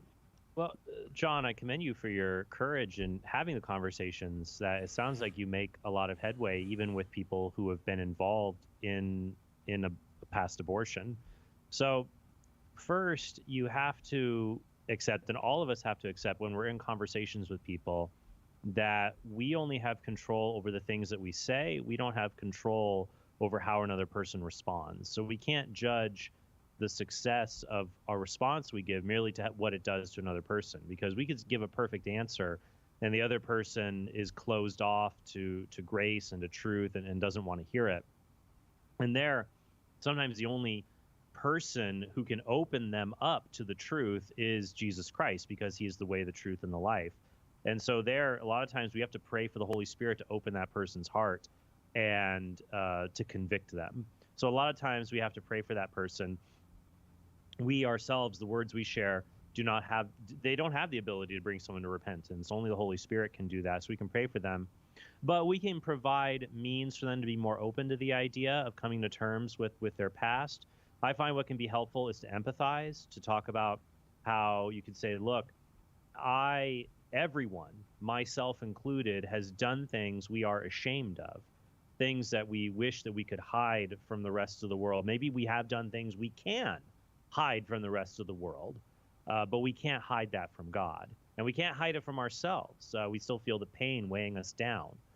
And you could say to her, look, I don't want this pain to weigh you down or to keep you from joyfully having a relationship with God and making God the center of your life and having a joyful faith like I have. And pointing them towards that confession is a medicine. It's a way to lift this off of our souls so that we can be a whole person again. So I think that might be an approach that I would take, that kind of empathy and solidarity as just one sinner to another, seeking grace there, but for the grace of God go I, so to speak. And then praying for that person to really be open to what you've shared. So that's what I would recommend. John, I am actually curious, what part of Switzerland are you in? Yeah, I'm just between Lausanne and Geneva. It's near the big lake, Geneva Lake, so very pretty. That is... John, 10 years ago, I stayed right on the shore of Lake Geneva, and every day, not every day, but a lot, I miss it. It's one of the most beautiful, to tell our listeners, one of the most beautiful places you can ever go. It's got a bunch of Protestant churches that aren't super Let's just go there and do the show live for John. I say let's go. I think we can get, let's see if we can get Chris Check to pay for that. It's a beautiful place. We'll go to Geneva. All right, we're on our way, John. Enjoy it for me, all right, John? Thank you. I will be waiting for you guys. I said it on the air. Now it has to happen, right? Like, I think that's how the apostolate works. If I say it on the air, it has to happen. That sounds like a plot for some kind of a Eddie Murphy movie they didn't fully think out. John, what a great privilege to get to talk with you. Thank you very much for the call and for the kind words. Ann in Colorado's next, watching on YouTube. And go ahead with your question for Trent. Hi. I have run into two arguments that I would like help in articulating a response. I mean, I have sort of ideas, but I don't feel like I give a great response. And the first one is, oh yeah, it's a human being, but it's not a person. And unless it's a person, it's okay to kill them. And the second one is, you're hypocrites if you aren't adopting. How many people have you adopted? Otherwise, you're a hypocrite. Wow. Okay, Got well, him, let me, Trent?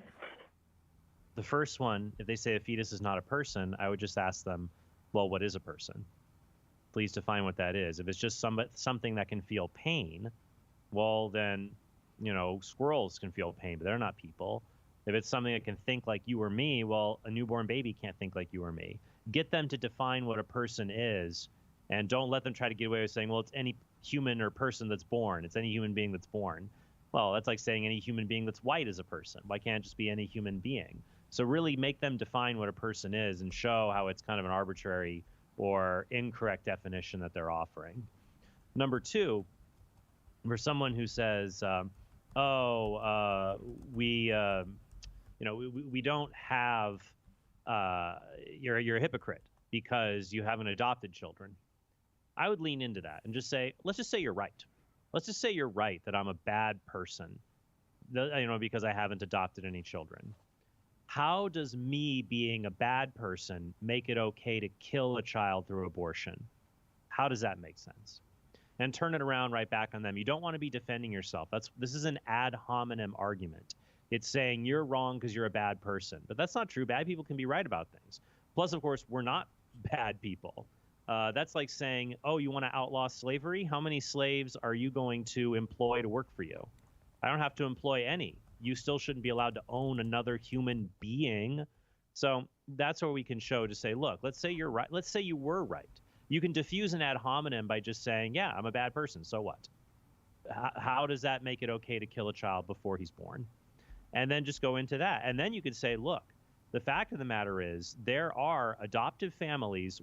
It is very, very difficult in this country to adopt a newborn infant. Someone was telling me that a pro-abortion state, there were only like 4 adoptions in the last year, that it's very difficult to find. Most children who are waiting for adoption, they're older children who are stuck in foster care because their parental rights have not been terminated.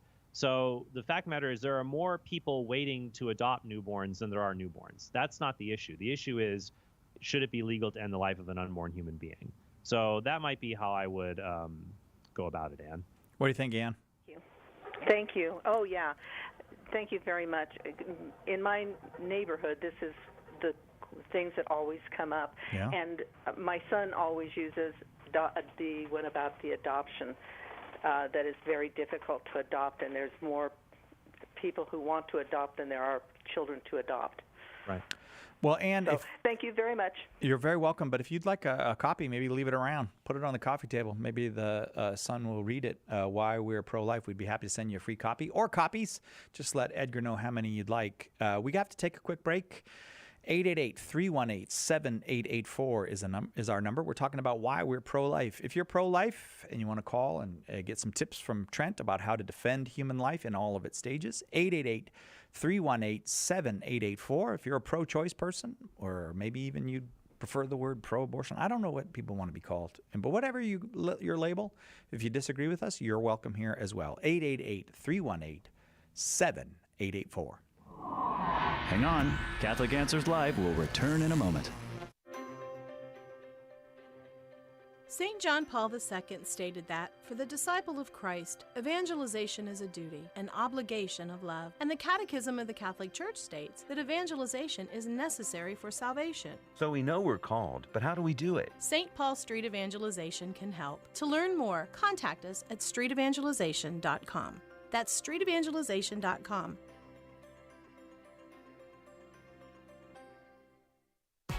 From Rome to your home, EWTN's Vatican Bureau lets you watch all of the important events from Rome, even if you don't have a TV.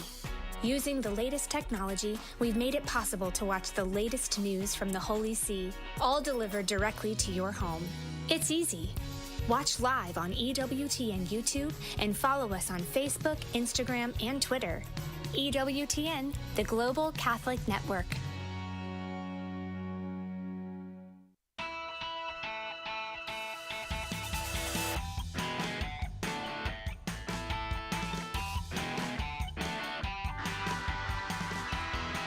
Willkommen back to Catholic Answers Live. That's for John in Switzerland. Because some people speak German, some people speak French in Switzerland. I think some people speak Italian in Switzerland. But I don't know as much about Trent as Trent does about Switzerland because I've never been to Switzerland. So I think the apostolate should send me to Switzerland. Well, I have an idea, Cy, actually, for a pilgrimage in the future that I would love to go on. So I call it Reformation to Rome. And so we would go to Geneva, Switzerland. Yeah, for John and Calvin. Learn about Calvinism and the Reformation, and see a few Swiss sites there. We could even start in Zurich to talk about Ulrich Zwingli and others, and then take the train across Switzerland, which is beautiful. Go to Geneva, and then head down into Italy to go to Milan, Pisa, Assisi, Florence, and Rome. And so I would call it Reformation to Rome. What's funny is I loved the churches in Rome. Not as big a fan of the surrounding countryside. It's fine. It's okay. Switzerland, the churches are okay. They're not very aesthetically pleasing, but the countryside is just amazing. Google Lake Geneva, these snow-capped Alps, alpine peaks, and the lake, and it's a beautiful place. I'm all in. Let's do it. Send an email to radio@catholic.com if you want to go on the Reformation to Rome. Stop, Cy. People are going to think pilgrimage. we have it I'm planned. doing it. If people will sign up, I'm going. I will do it. I'm not even bringing you, Trent. John in Ohio, listening on 1260 AM. Is that The Rock again? The Rock is just killing it today. John, thanks for your call. Go ahead with your question for Trent. Okay. Here's the question, followed by a quick statement. Why do the pro-life people, so many of them, often refer to the unborn person as it? It's a child, or it.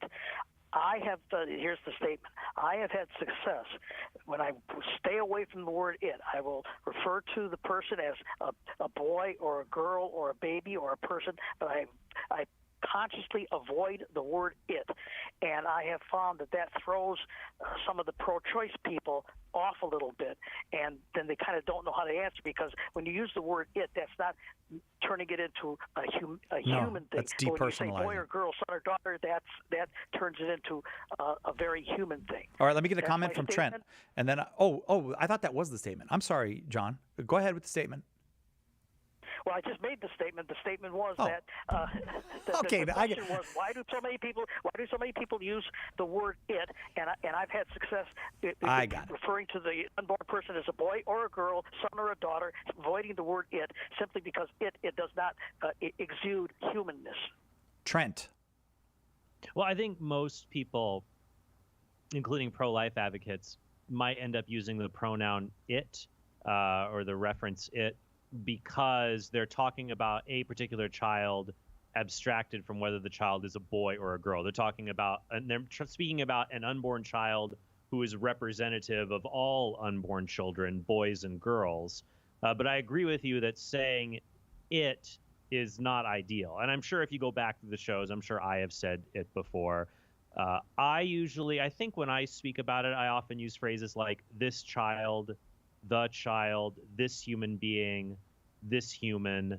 I'll talk about him, boy, girl, he. I sometimes will use, I think it's fine to use male pronouns because typically in English, we have used male pronouns to refer to all people in general. If you have one individual who exemplifies, a whole group, as an individual. So I think that it's something we should strive to avoid, anything that is depersonalizing, even unintentionally. And I think you're correct about the word it there. Child, human being, he, her, boy, girl. I think those are your best bets. Okay, John.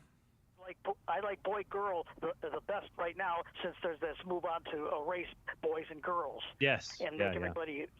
Good for you, okay? John. Yeah, you thought this through. I'm gonna share with you, John, what I do, and I learned this when I was working in print media. I don't ever say human embryo. I don't ever say human fetus.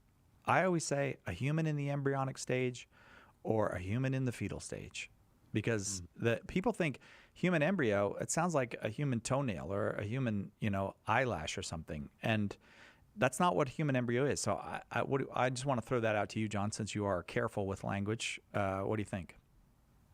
I think that is fine. I think that is fine. My favorite right now is boy-girl, because in another debate of, they're trying to erase, men and women and boys and girls. So I like using boy and girl.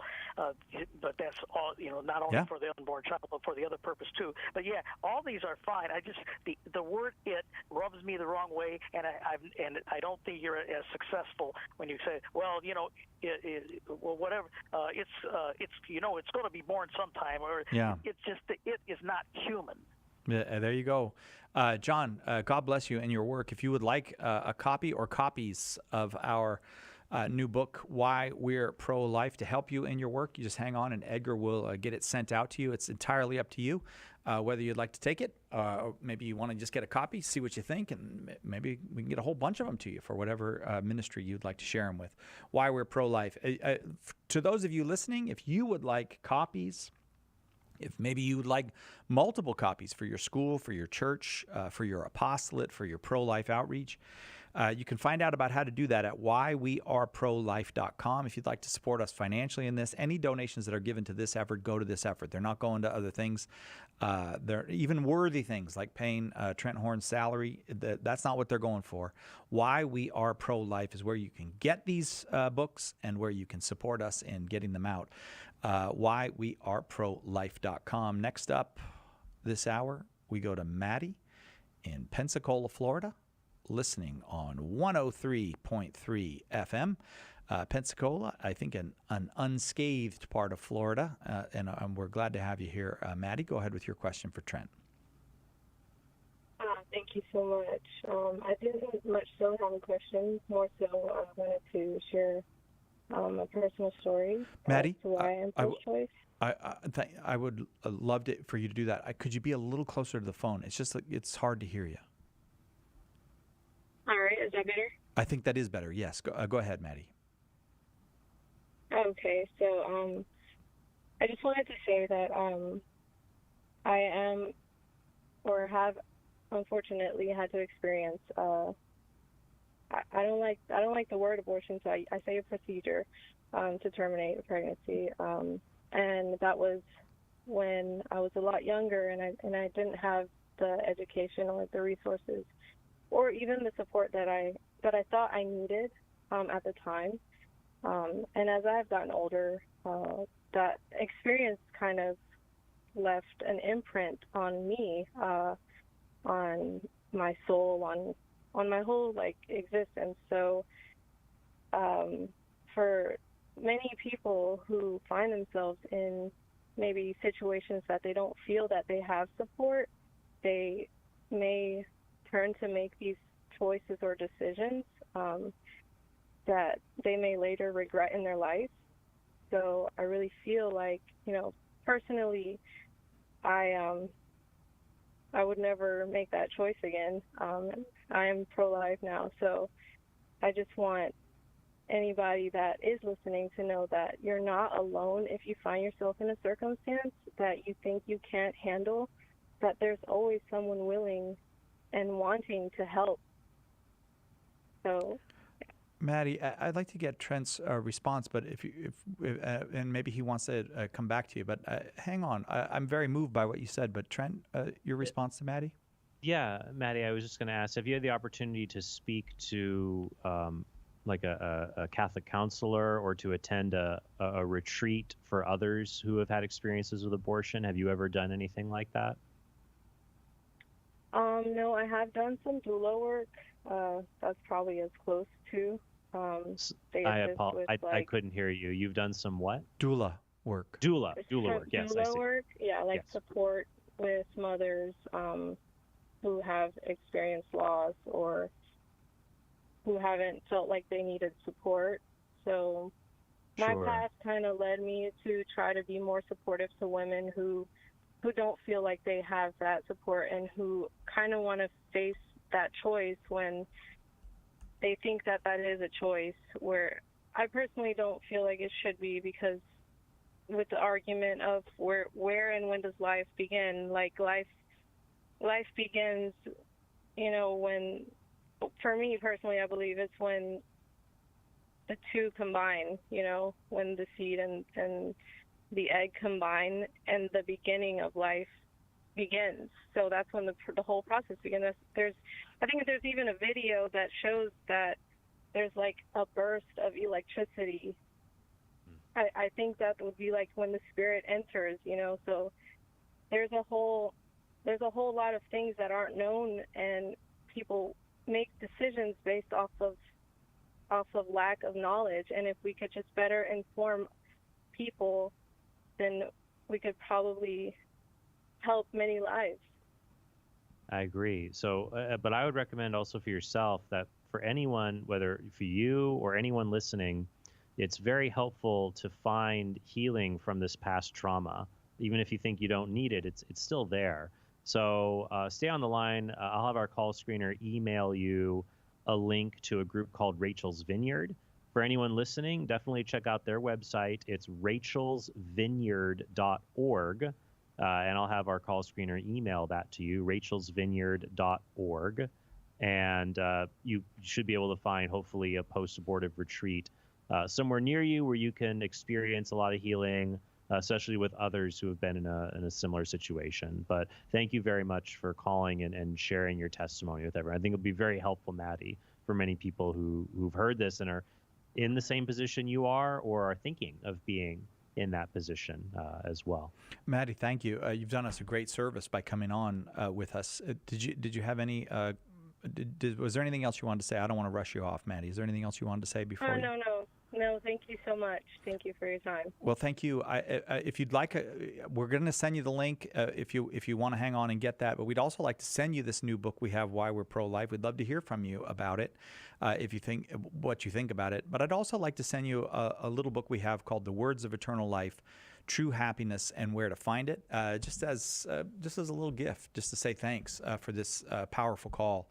I think it's incredibly brave of you to call and to share that, and I just want to thank you for picking up the phone and having the bravery to make that call, because I do think this, Trent, I will say to you, I do think, again, women like Maddie, who are willing to say, this hurt me, are kind of disappeared in our national media. They are not permitted to be part of the conversation.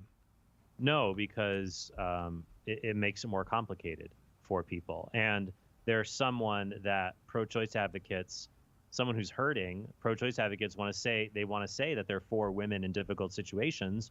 Well, being post-abortive is a difficult situation. Yet they're not willing to be for those women and find them authentic help, because to find that healing, they would have to admit that what caused them this hurt is wrong and should not be legally tolerated anymore. Thanks again, Maddie, for that. Trent, I want to thank you. At the end of our conversation with Stephanie last hour, I asked her, how you think we're doing now that Roe versus Wade is overturned? Do you have any maybe a scorecard or maybe something you think needs improvement that you want to tell us about as far as the pro-life movement? The only thing I think that needs improvement is that we cannot rest on our laurels. It's easy for the side that thinks they're winning to not try as hard. And we also should not be discouraged in the face of defeats, like what happened in Kansas, for example, with that amendment. We will always keep. This is not the end; it is the beginning of the end of abortion, and so we have to keep on. Thank you all for joining us this hour. I want to tell you again, whyweareprolife.com. Go visit that website. You can get the free books for your group. Get them to hand out at your ministry, whyweareprolife.com. And if you'd like to support that effort, every dollar given there, every penny given there is going to go to this project. You can find Trent Horn at trenthornpodcast.com. That's where his very popular podcast, Council of Trent, is available. But If you want to be really entertained, don't go there. Go to Too Far with Laura Horn on YouTube. Too Far with Laura Horn. Trent, thanks. Great couple hours. Thanks for taking the time. Good to be with you as well, Si. We'll see you tomorrow, God willing, right here on Catholic Answers Live.